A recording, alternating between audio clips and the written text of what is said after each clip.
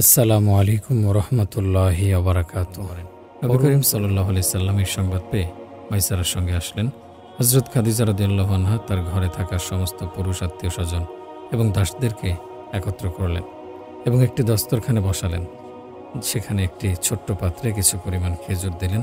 সবাই দস্তরখানে বসে গেল। নবী করিম সাল্লাল্লাহু আলাইহি সাল্লাম সবার প্রথমে খেজুর তার মোবারক হাতে তুলে নিলেন এবং হযরত খাদিজা রাদিয়াল্লাহু আনহার আদেশে প্রত্যেক ব্যক্তি ইচ্ছামতো খাবার গ্রহণ করলেন। একটা সময় পর সবাই বলল, আমাদের পেটে আর বিন্দুমাত্র জায়গা অবশিষ্ট নাই। কিন্তু আশ্চর্যের ব্যাপার হচ্ছে, তখনও খেজুরের পরিমাণ ঠিক ততটাই ছিল যতটা শুরুতে রাখা হয়েছিল। খাদিজা রাদিয়াল্লাহু আনহা নবী করিম সাল্লাল্লাহু আলাইহি সাল্লামকে ধন্যবাদ জানালেন। পানাহারের পর নবী করিম সাল্লাল্লাহু আলাইহি সাল্লাম নিজের বাড়িতে চলে গেলেন। অন্যদিকে খাদিজা মাইসারার প্রতি এতটাই সন্তুষ্ট হলেন যে তিনি বললেন, মাইসারা, আমি আজ তোমাকে আজাদ করে দিলাম। তোমার স্ত্রী যিনি আমার দাসী ছিলেন তাকেও আজাদ করে দিলাম। তোমার সন্তানরা যারা আমার দাস ছিল আমি তাদেরকেও মুক্ত ঘোষণা করলাম। এরপর হযরত খাদিজা মাইসারাকে এক টুকরো জমি, 2টি উট এবং প্রচুর পরিমাণে সোনা ও রূপার মুদ্রা দান করলেন। এরপর খাদিজা বললেন, মাইসারা, তুমি আমাকে এমন একটি সুসংবাদ প্রদান করেছ, এর ফলে তুমি আমার উপর হকদার হয়ে গেলে।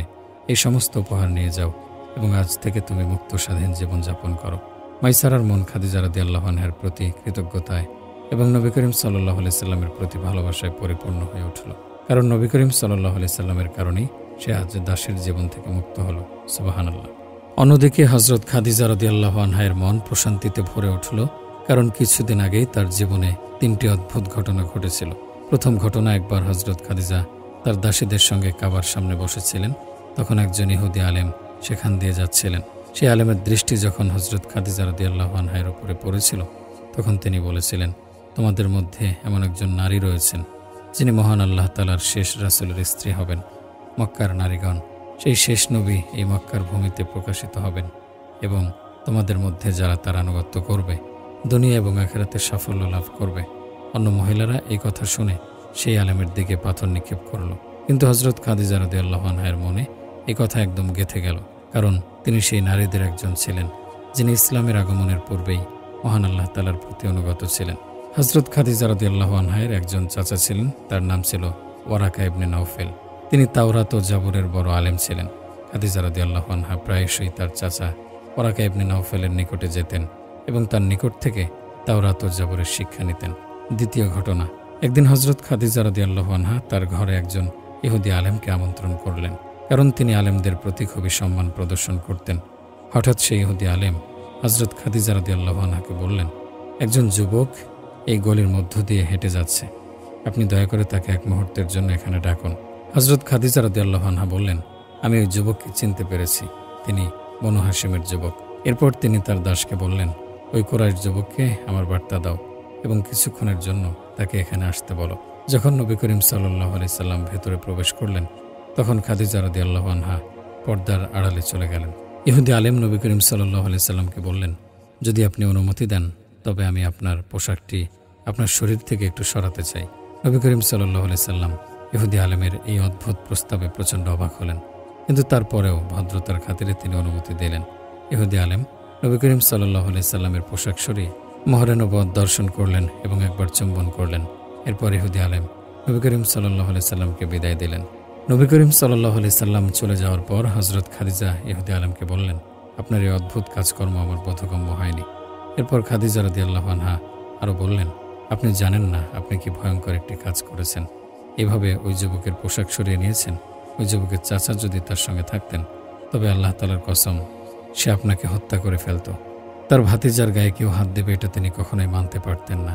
তখন ইহুদি আলেম বললেন, আপনি জানেন না এই যুবক শেষ জামানার নবী হবেন, কারণ তাওরাতে লিখিত রয়েছে শেষ জামানার নবী এই মক্কার ভূমিতে আসবেন। তার পিতা তার জন্মের আগে ইন্তেকাল করবেন, তার দাদা শৈশবে মারা যাবেন এবং তার চাচা তাকে লালন পালন করবেন।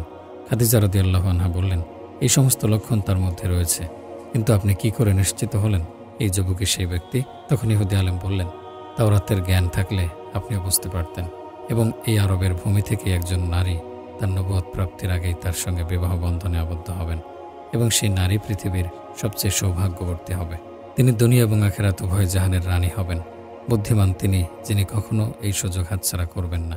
খাদিজা রাদিয়াল্লাহু আনহা এই ঘটনাটি নিজের চোখে দেখেছিলেন এবং এই দুটি ঘটনা ছিল বাণিজ্য সফরে যাওয়ার আগের ঘটনা। তৃতীয় ঘটনা হচ্ছে ওয়ারাকা বিন নাওফাল হযরত খাদিজা রাদিয়াল্লাহু আনহাকে একটি তাবিজ প্রদান করেছিলেন, যে তাবিজটি হযরত খাদিজা রাদিয়াল্লাহু আনহা বালিশের নিচে রেখে ঘুমাতেন। তিনি একদিন রাতে একটি স্বপ্ন দেখলেন।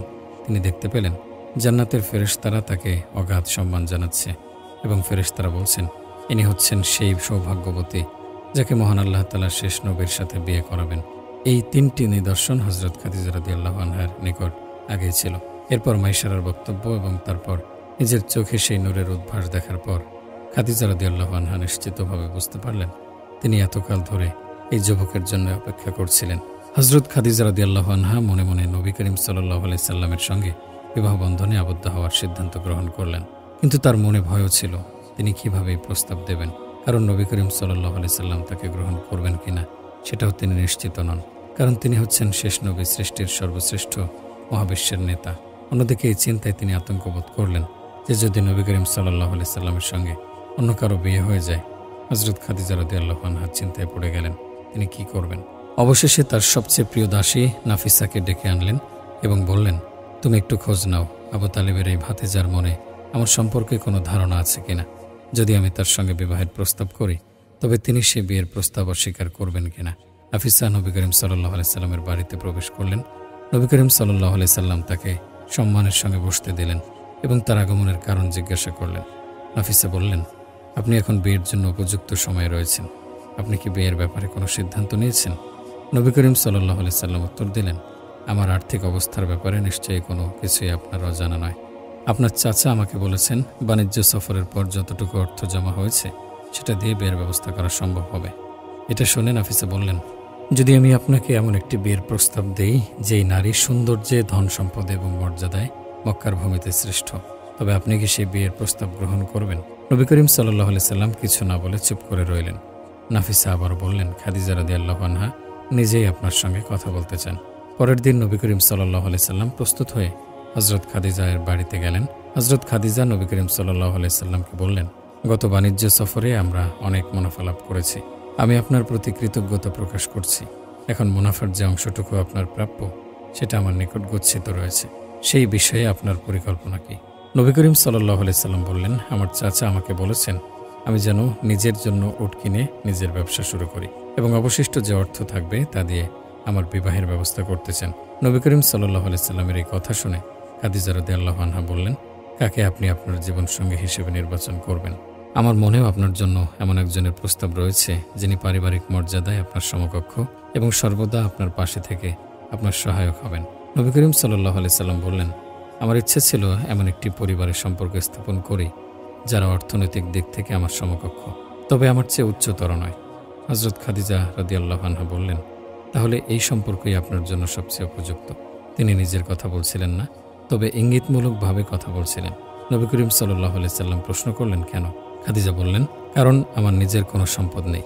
আমি আমার সমস্ত সম্পত্তি, সমস্ত সম্পদ এবং সাধারণ ব্যবসার যা কিছু আছে তার সমস্ত কিছুই আপনার জন্য উৎসর্গ করেছি। এগুলো সমস্ত কিছু আমি আপনার নামে হেবা করব। আমার নিকট আর কোনো কিছুই অবশিষ্ট নেই। আমি কেবল একজন দাসী মাত্র। এখন আর আমার নিকট কোনো সম্পদ নেই। এখন আপনি আমার চেয়ে বেশি সম্পদের মালিক। আমি তো কেবল একজন দাসীর মতো হয়ে থাকব। নবী করিম সাল্লাল্লাহু আলাইহি সাল্লাম বললেন, আমার চাচার সঙ্গে এই বিষয়ে আমি আলোচনা করব। এরপর নবী করিম সাল্লাল্লাহু আলাইহি সাল্লাম তার চাচা আবু তালিবের নিকটে গেলেন। তখন ছিল সকালবেলা এবং বনু হাশিমের সমস্ত যুবক আবু তালিবের নিকট বসেছিল। নবী করিম সাল্লাল্লাহু আলাইহি সাল্লাম লজ্জাবনত মুখে আবু তালিবের নিকট দাঁড়িয়ে রইলেন। আবু তালিব বললেন, হে আমার ভাতিজা, আমার মনে হচ্ছে তুমি আমাকে কিছু বলতে চাও। তখন নবী করিম সাল্লাল্লাহু আলাইহি সাল্লাম তার উদ্দেশ্য প্রকাশ করলেন এবং বললেন, আপনি আগেও আলোচনা করেছিলেন, এখন আমারও এই বিষয়ে সম্পূর্ণ ইচ্ছা রয়েছে। আবু তালিব বললেন, আমরা বনু হাশিমের জন্য এমন একজন কন্যাকে খুঁজছি যার মর্যাদা আমাদের সমকক্ষ হবে। নবী করিম সাল্লাল্লাহু আলাইহি সাল্লাম বললেন, খুয়াইলিদের কন্যা খাদিজাও এই বিষয়ের প্রতি সম্মতি জ্ঞাপন করেছেন এবং তিনি এই সম্পর্কে আগ্রহ প্রকাশ করেছেন। আবু তালিব চিন্তায় পড়ে গেলেন। তিনি কিছু বলার আগেই নবী করিম সাল্লাল্লাহু আলাইহি সাল্লামের আরেক চাচা আবু লাহাব বলে উঠলেন, হ্যাঁ মোহাম্মদ, তুমি এটা কি বললে? তুমি কি খাদিজার উচ্চ মর্যাদা সম্পর্কে অবগত নও? অমুক অঞ্চলের বাদশা তার নিকট প্রস্তাব পাঠিয়েছিলেন যা তিনি প্রত্যাখ্যান করেছেন। অমুক গোত্রের প্রধান তাকে প্রস্তাব দিয়েছিলেন, তিনি সেটিও প্রত্যাখ্যান করেছেন। যদি তিনি কোনো বাদশা বা গোত্র প্রধানকে সম্মতি দিতেন তবে সেটা যুক্তিযুক্ত হতো, কিন্তু তোমার তো কিছুই নেই। আর তোমার জন্য আমরা এই প্রস্তাব কিভাবে পাঠাবো? এতে আমাদের সবার সম্মানহানি হবে। আবু লাহাবের এই কথা শোনা মাত্র নবী করিম সাল্লাল্লাহু আলাইহি সাল্লামের আরেক চাচা হযরত আব্বাস ক্রোধের সঙ্গে দাঁড়িয়ে বললেন, সতর্ক হও, তোমার জিহ্বাকে সংযত করো। আমার ভাতিজার মধ্যে কিসের অভাব রয়েছে? তুমি কি জানো না? বনু হাশিমের যা কিছু রয়েছে তা সবই আমার ভাতিজার বরকতের জন্য। আমরা সবাই এতে ঐক্যবদ্ধ। তুমি কিভাবে আমাদের ভাতিজা সম্পর্কে এমন কটু কথা বলতে পারো?